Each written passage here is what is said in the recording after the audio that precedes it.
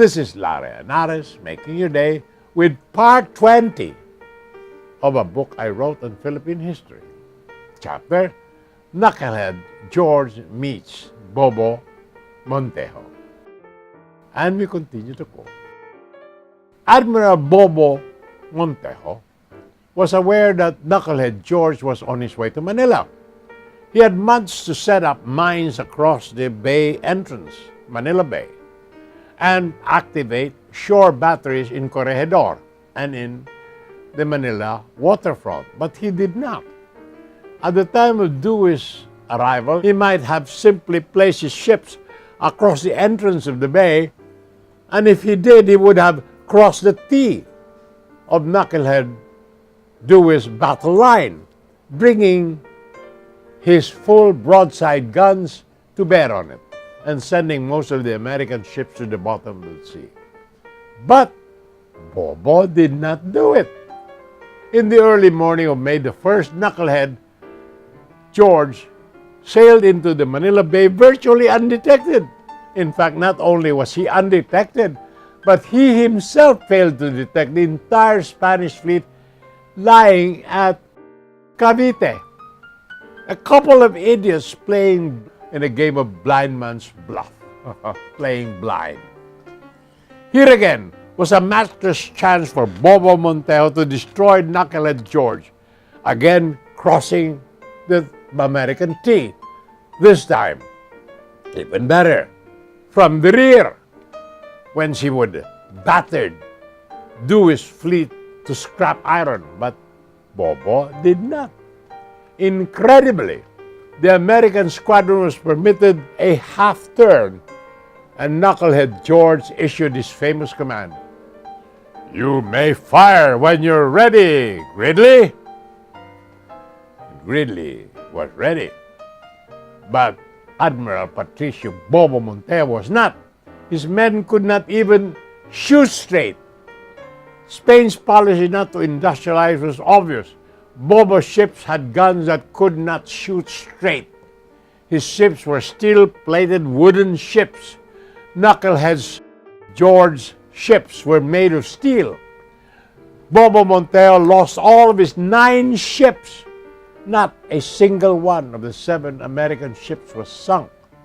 Bobo Montejo had 381 casualties.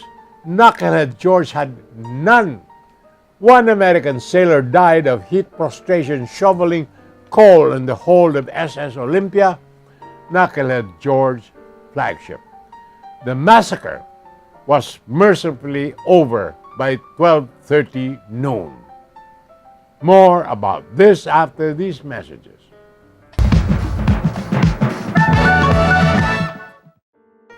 This is Larry Henares making your day with part 20 of a book I wrote on Philippine history.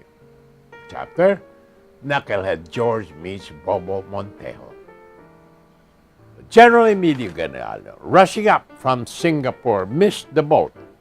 He arrived in Hong Kong after the U.S. Asiatic Fleet under Knucklehead George Dewey left for Manila. But Dewey left the cutter USS Bacolod to bring Aguinaldo to the Philippines. So Aguinaldo landed in Cavite, where he was received by Commodore Dewey aboard his flagship Olympia. There, Knucklehead George asked Aguinaldo to lead the Filipinos against Spain as an ally of the United States, promising him American recognition of the Philippine Republic. It is a measure of his IQ that Knucklehead George later could not remember he made such a promise.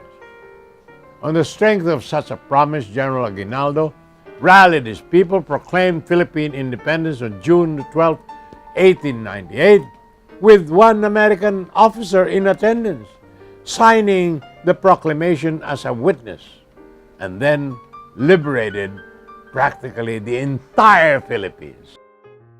Dewey by sea and Aguinaldo by land laid siege to Manila. Aguinaldo offered honorable surrender, but this was refused. The Spaniards were touchy about surrendering without a fight. Worse, surrendering to the inferior Indios, as they used to call the Filipinos. 3 waves of American Army reinforcements rushed across the Pacific, and the last of them arrived on July 13 under General Arthur MacArthur, the father of Dugout Dog MacArthur, the non-hero of Bataan and Corregidor. The time had come to betray the Filipinos. The Spanish General Jaudines proposed a mock surrender with the cooperation of Commodore Dewey and General Wesley Merritt. Together they prepared a script. By secret agreement, they decided to keep the Filipino forces out of the city. More about this tomorrow, my dear friends. This is Larry Henares, making your day, saying good day, God bless you. Thank you very much for being with us. Till next time, hasta la bye-bye.